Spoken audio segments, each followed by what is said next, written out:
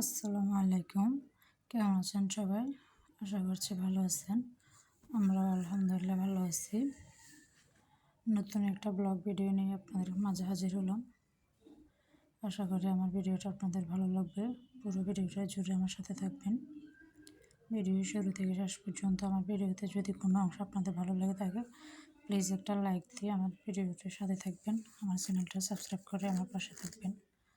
তো আমি আজকের ভিডিওটা শুরু করেছিলাম সকাল থেকে।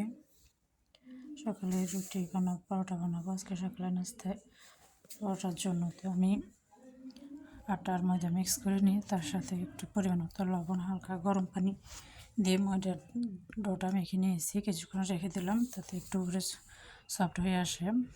তারপর পরোটা বানানোর জন্য আমি একটা রুটি বেলে নিচ্ছি। পরোটা বানাতে আমরা সবাই জানি, তারপরও একটু দেখানো আর কি।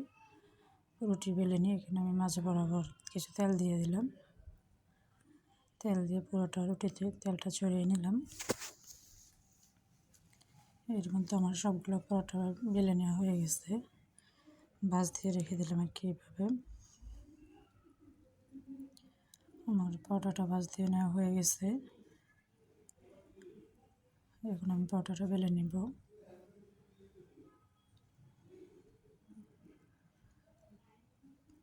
যেমন পরোটাটা বেলে নেওয়া হয়ে গেছে,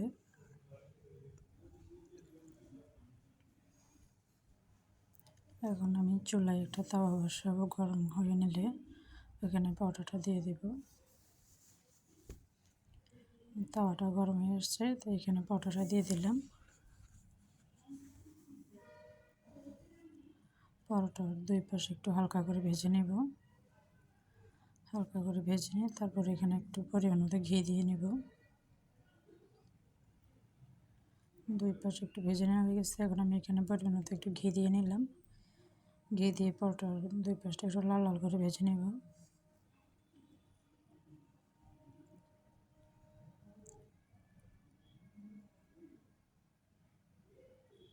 আমার পরোটাটা ভেজে নেওয়া হচ্ছে। আমি পাশে চুলে চা বসাইছি, যেহেতু সকালের নাস্তা, তো চাটা তো অবশ্যই লাগবে। যে পাশে চুলে চা বসালাম।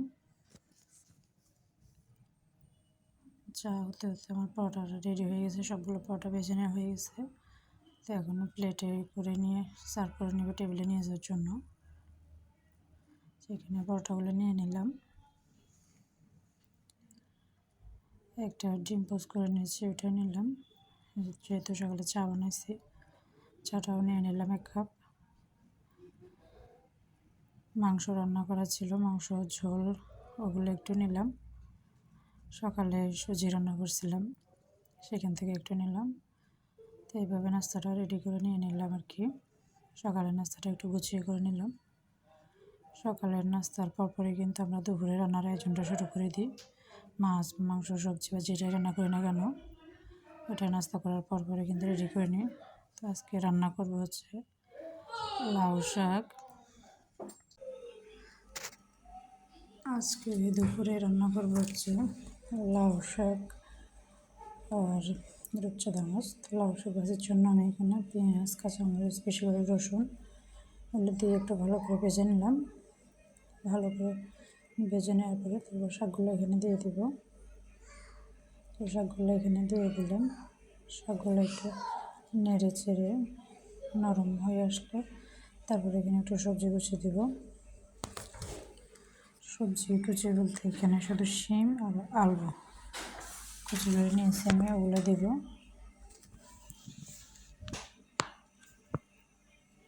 শিম আর আলুটা দিয়ে দিলাম এখানে। আলু আর সবজিটা কুচি করে নেওয়া হয়ে গেছে, তো আমি ওগুলো এখানে দিয়ে দিলাম। দিয়ে এটা শাকের সাথে ভালো করে মিশিয়ে নিব। সবগুলো সবজি দিয়ে দেওয়া হয়ে গেছে। পাশে চুলা আমি মশলা কষিয়ে নিয়েছি। মাছের জন্য মশলা বলতে কিনা পেঁয়াজ, মশলাটা কষানো হয়ে গেছে। জিরা, মাছগুলো দিয়ে রসুন বাটা দিয়ে মশলাটাকে ভালো করে কষিয়ে নিয়েছি। কষানোর পরে এখানে মাছটা দিয়ে দেবো। মাছটা আগে থেকে ভেজে নেওয়া, মাছটা ভেজে রেখেছিলাম, সেটা এখানে দিয়ে দিলাম। মশলার সাথে ভালো করে কষিয়ে তারপরে পানি দেবো আর কি ঝোলের জন্য। মাছগুলো ভালো করে কষিয়ে নিচ্ছে, আবার দিয়ে নিলাম। মাছগুলো আগে থেকে ভাজি হয়ে গেছিলাম, তো মাছগুলো একটু ধনে পাতা কুচি দিয়ে নামিয়ে নিলাম, কষিয়ে নিলাম পাতলা ঝোল করে, সাথে একটু ধনে পাতা দিয়ে নামিয়ে নিয়েছি মাছগুলো নিলাম। তারপর বাটিতে নিয়ে নিচ্ছি দুপুরে রান্নার আয়োজন, সাথে একটু কলার রান্না করেছিলাম, কলার গাছের ভিতরে যে এটা থাকে বুটের ডাল দিয়ে বাটিতে একটু রান্না করে নিয়েছিলাম, নিয়ে যাবো দুপুরে। এই হলো আজকে দুপুরে একসাথে খাবার খেয়ে, সাথে আছে লাউ শাক ভাজি, কলা গাছের ইয়েটা, আর একটা মাছ একসাথে। এখানে একটা রূপচাঁদা মাছকে আমি গোটা ফ্রাই করে নিয়েছিলাম, ফিস করে নিয়ে রূপচাঁদা মাছ গোটা হলুদ মরিচ লবণ জিরা রসুন বাটা সরিষার তেল দিয়ে কিছুক্ষণ ম্যারিনেট করে রেখে সরিষার তেল দিয়ে এটাকে ভাজি করে নিয়েছি, তারপরে এটা ফ্রাই করে নিয়েছিলাম দুপুরের জন্য। ওটা ভাজি করে নিলাম আর কি। লাউ শাক ভাজি, মাছ ভাজি আর কলা গাছের ভিতরে দুপুরে রান্না করছিলাম বুটের ডাল দিয়ে। সবগুলো রান্না এখন আমি টেবিলে ভিডিওর শুরু থেকে পর্যন্ত যারা আমার সাথে ছিলাম সবাইকে জানাই। কলা গাছের ভিতরে যে সাদা যে অংশটা থাকে ভিডিওটি দেখে তো আমরা ভালো লেগে থাকে, প্লিজ একটা লাইক দেবেন, আমার চ্যানেলটা সাবস্ক্রাইব করবেন, কমেন্ট করে জানাবেন, পাশে থাকবেন। ভিডিওর শুরু থেকে পর্যন্ত যারা আমার সাথে ছিলেন ভিডিওতে যদি কোনো ভুল হয়ে থাকে প্লিজ ক্ষমা সুন্দর দৃষ্টিতে দেখবেন।